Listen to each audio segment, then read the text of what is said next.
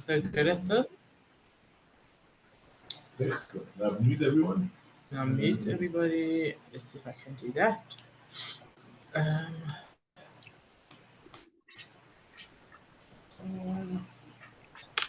there we go. Okay. Uh, okay. So today um, we are learning chapter 70. Um, if you would like to join me, I'm doing this in merit of a friend of ours, Rafal Shleima, Rafal Shlomo Ben Kuna Menucha.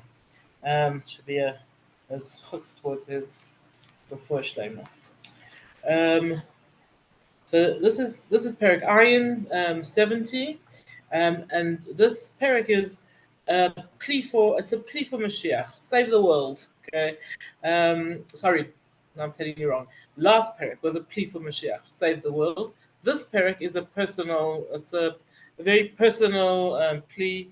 It's David Hamelach asking, save me, look after me, worry about me as well.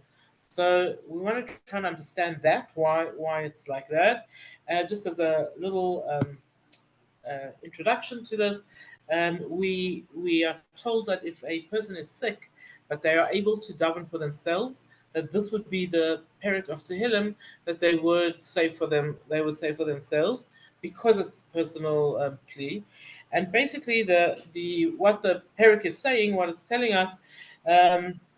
Is that despite the long galus, and despite having nations laughing at us and telling us that Mashiach is not going to come, we are ma'aminim b'nei ma'aminim. We are people who believe, and no matter what anyone around tells us, we believe. We continue to believe that Hashem will save us, that Mashiach will come. So let's have a look at the parak inside. It begins with the words Lamnatseach David, for the conductor by David Lahazkir, to remember. Very strange beginning of a parak. There's one other similar beginning. Parak, I think it's parak 38, yeah, 38 that begins with the words Mizmor David Lahazkir, okay, a song by David to remember. So we want to understand what this means to remember. So the Meiri explains to us that this capital was written when David was on the run, and he was feeling very desperate. He was feeling very overwhelmed. He didn't know what was going to happen to him, and he turns to Hashem and he says, "Hashem, remember me. Okay, just think of me. Remember me." And then it says that David HaMelech, when he compiled Tehillim, he saw into the future that there would be times where we as individuals or as part of a nation, we would also feel desperate, overwhelmed, not sure what's going on. And so he included this capital of Tehillim for us to say, for us to be able to use those words, Lahaskir, remember us, Hashem. We might right in this moment be feeling abandoned. We might right in this moment be feeling desperate, but Lahazkir, we believe that Hashem will please, should please, and it's a plea to Him to please remember us. So, what does it actually mean when we ask Hashem, remember us? Because Hashem doesn't forget anything, right? That's actually one of the things we say in our Yom Tov davening. We say over that there's ki ein shichcha lifnei kisecha. There's nothing that's forgotten from before you, Hashem. So what does it mean when we ask Hashem? To remember us. And the commentaries explain to us that this means that we are asking for an awakening of mercy. Whenever we see this idea of being remembered, this is an awakening. This is an awakening of mercy. So we have some examples of that in the Torah itself. After Noach was in the Teva, he was in the ark for a year. And Hashem is like really tired of being there, desperate to get out. And the Torah says to us, Hashem remembered Noach and let him out of the Teva. The same, also very famous, is with Sarah, when Hashem gave her a child. It says, and Hashem remembered Sarah and blessed her with a child. So this idea of remembering is an awakening of mercy. And another idea of what this parak is about in these words, lahaskir. So it says that David HaMelech saw that in the future the Yidden would be forgiven. He knew that they would be forgiven, but he wondered always if the leaders of the Yidden would be forgiven. The Medrash Tehilim tells a mashal to explain this idea. It says that there was a king who had a very unruly um, thing of sheep, herd of sheep, and they were always making trouble. The sheep were always getting themselves into trouble, and whatever. And the king says, "I have so many sheep. I don't need these sheep," and he chased them away. Obviously, if the sheep were chased away and they were just let out into the open to go do their own thing, and the shepherd lost his job, then the sheep started hanging around by the palace and grazing from the grass around the palace. And one by one, the king let them back in, but he never called the shepherd to come and shepherd the sheep. And this is what David HaMelech is asking over here. Lamatzeach David, the David lahaskir. David says, when you save the Yidden, I also want to be saved. When you save the Yidden, remember us leaders and save us as well. Interestingly, when we look at this word, this sentence, "Lam natsayach leDavid lahaskir," so almost all the commentaries are translating it as I did. Okay, it's a song by David saying lahaskir, to, like, please Hashem remember me, but there are one or two commentaries who say no. This is an instruction to David, not a saying by David, but an instruction to David. That what? David, a message to David, lahaskir, we need to remember. David, you must remember that Hashem saves. And this is one of the things that keeps us going. When we are desperate, when we are feeling despondent, instead of saying, please Hashem save me, we have to remind ourselves, Hashem saves. Remember that Hashem saves us. Um, and the Medrash on Tehillim says that actually it's a promise from Hashem. If you will remember me, in other words, if we will try and connect ourselves with Hashem, He promises that He will remember us. And that's why, says the Medrash Tehillim, we can understand this pasuk in two different ways. Have a look at pasuk Beis. Um, it says, Elakim lehatzileini. Hashem, rescue me. Hashem le'ezrasi chusha. Please, Hashem, hurry and help me. So many times David has been saved, right? That's what he's repeating over here. So many times David Melech was running away. He was being chased by lots of different enemies, and he says, Hashem, remember how you helped me last time? Help me this time also, right? You saved me last time, save me again. It's interesting to notice in this pasuk, it's one short pasuk, it's got two different names of Hashem. The first, it says Elokim lahatzileni, using the name of Hashem, Elokim, and the second, it says Hashem le'ezrasi chusha. It uses the name Yud and Hey and Vav and Hey. Come to my aid quickly. So the commentaries explain to us that what David is saying to Hashem, I want you to do justice in the world. The Yidden deserve to live. The Yidden deserve to be saved. I deserve at this point also to be saved. So when I'm asking you to save me, I'm asking you with the name Elohim. Elohim is the name of Hashem, which is justice. But you know what? I need you to hurry. And that we don't like. How what should we do about that? Hashem le'ezras ichusha. Hashem is the Yud and the Hey and the Vav and the Hey name of Hashem. The extra kindness of Hashem would be if He hurried. Okay, so we are pretty sure that Hashem will save us, but we would like Him to hurry and save us. Um, Almost all of the Mepharshim point out on this idea of hurry that Hashem can save in a blink of an eye. Right? Yeshua Hashem keheref ayin. That if Hashem decides to save us, He can save us very fast. He doesn't need any long time. He doesn't need any delays. He doesn't need anything. The moment Hashem decides He wants to save us, He can. He will. Rabbi Akiva Eiger says, "How quickly can Hashem save?" And Rabbi Akiva Eiger tells us a strange story almost. Says that he was one time in someone's house, and the person there was very, very ill, and the doctors said there's no hope. There's nothing you can do about it. And Rabbi Akiva was very, Rabbi Akiva Eiger, he was very perturbed by this because he was pretty sure that the king had had the same illness and the doctor had found a remedy for him. So why suddenly was the king telling him that there's no hope for this man at all? And so he went to speak to the doctor, and the doctor explained that the only help for this particular illness is eating from a very rare bird. And the king is very rich. He sent out hunters, he sent out people until somebody found the bird and brought it back for him, and he was cured. But this man, he hasn't got the means to do that. So Rabbi Akiva Eiger opened up his Tehilim, and he said these words. He says, "Hashem le'ezrasi chusha." Hashem, hurry to help me. And at that moment, there was a bang on the window, and the bird, this very rare bird who people hadn't seen in such a long time, flew into the window, and there Rabbi Akiva Eiger had the bird to give to the man. And he said to the people around him, he tells the story.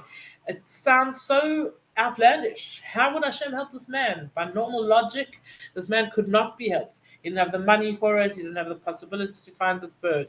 And if Hashem decides, Hashem le'ezrasi chusha, Hashem can help us even with whatever He wants quickly, without any delay at all. Have a look at pasuk Gimel. Yevoshav Yachbaru Mavakshe Nafshi. Let humiliation and disgrace follow or come to those people who try and kill me. Yisaidu Achar Vikalmu. May they fall back and may they be ashamed. Chafetzer Raisi, those who wanted to do bad to me. So the commentaries tell us that this is talking about David HaMelech when he was running away from Avshalom. David was 65 years old, and his son Avshalom was trying to um, overthrow him, kill him. And just for our own understanding of it, Avshalom's camp was without any unity whatsoever. There was a lot of internal fighting. Everybody wanted to be the best man. Even his very good friend Achitophel was not so loyal to him, and he was plotting to overthrow Avshalom. So there's lots of stuff going on in this enemy camp. Even Avshalom's other friend, he had another friend called Hushai, who was actually a spy on behalf of David, and David davened for this upturning of events. David said, "Let them all who are chasing me, let them be embarrassed, and let them be disgraced." And that's exactly what happened. Because of their lack of unity, they were all disgraced. Okay, they landed up that what's it downfalling, not being successful. In the second part of the pasuk, you say to Achari Kalmu, let those those who wish me harm, let them fall back and let them be ashamed. So this is specifically talking about Shimi ben Gera. Shimi ben Gera, when he saw David running, he shouted to him and he said, "Hashem has given Avshalom the Mamaki, and you just caught in your own evil." And this was quite a big accusation.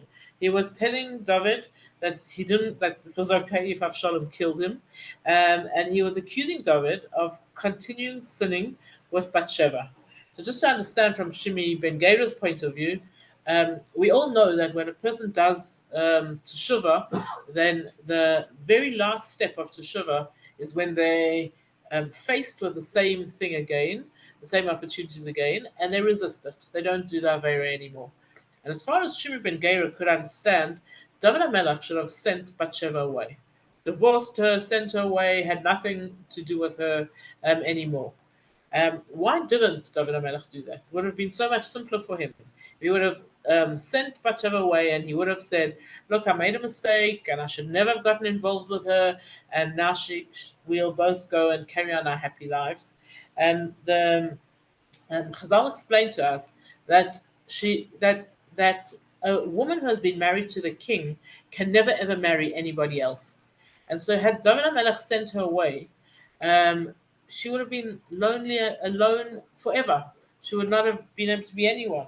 And David Melech understood that for his pride, he couldn't put Bathsheba in that circumstance, and so he kept her, even though he would have people like Shimi ben Gera accusing him of continuing in his evil.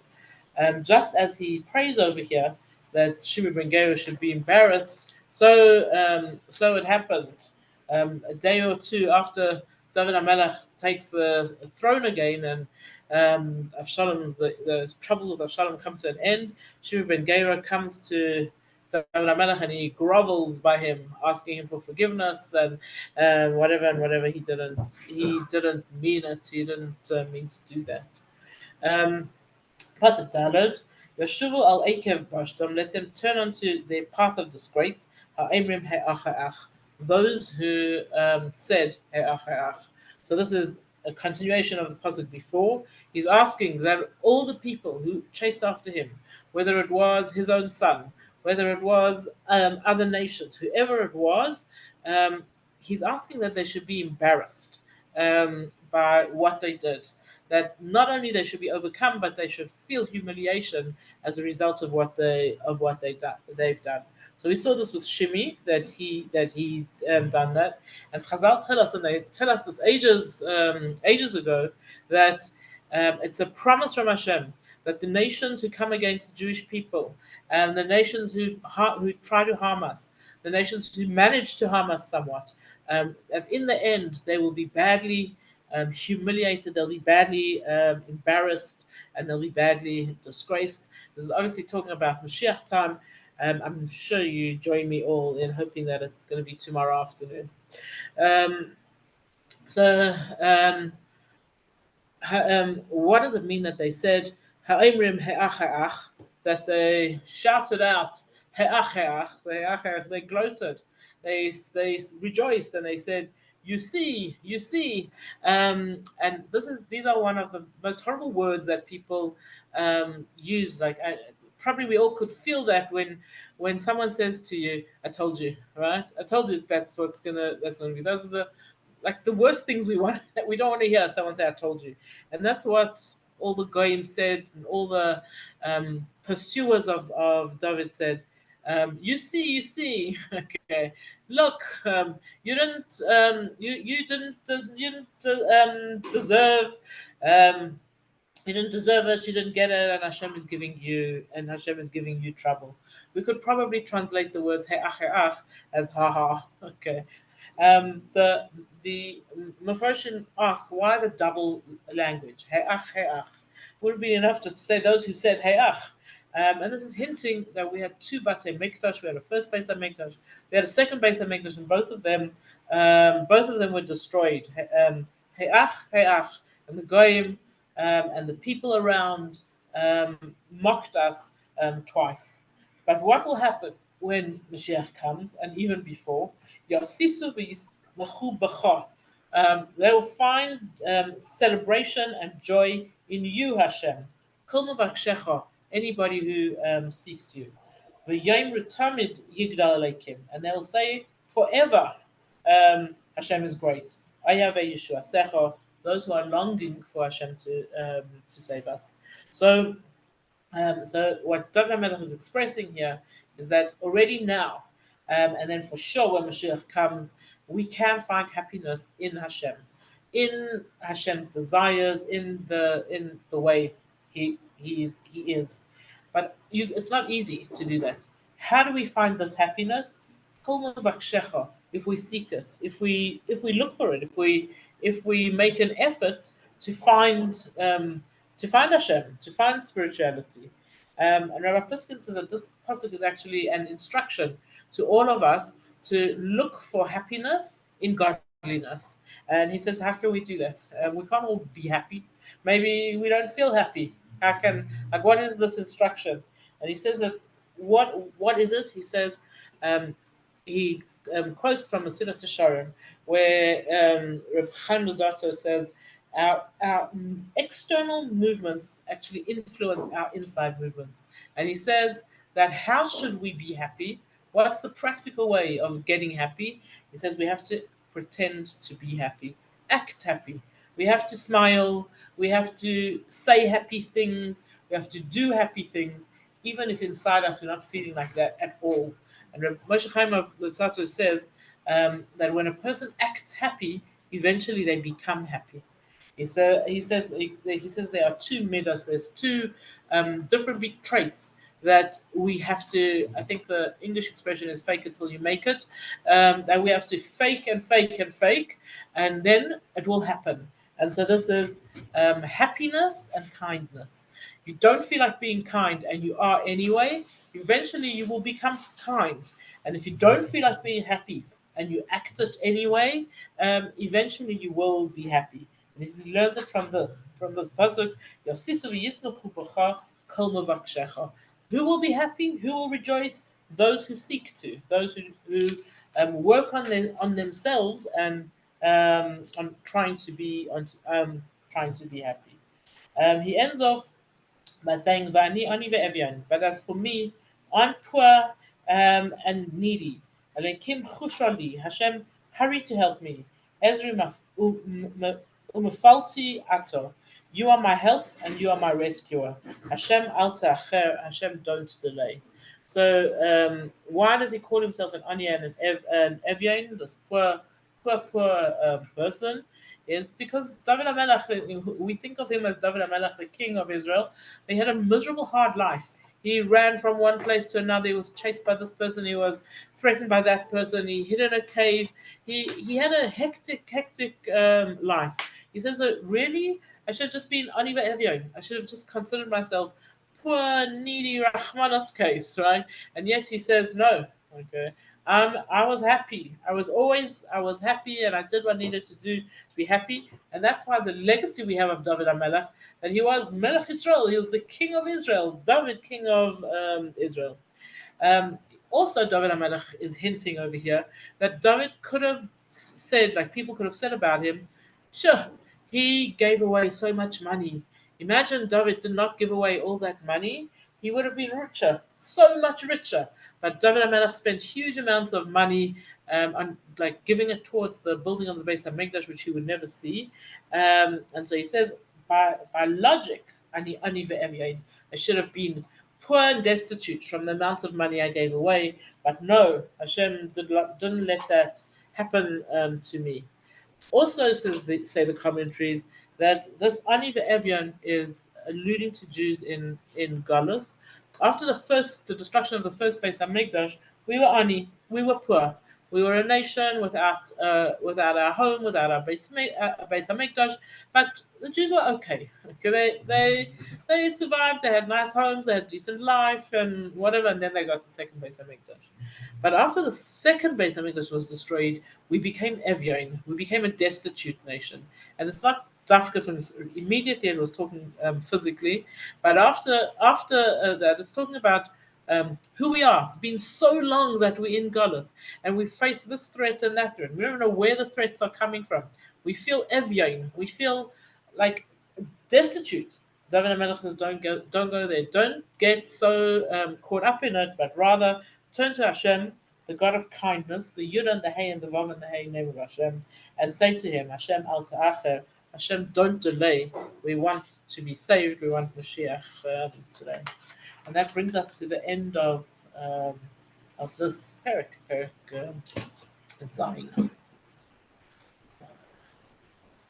Let's see if I know how to stop. Thank you. We're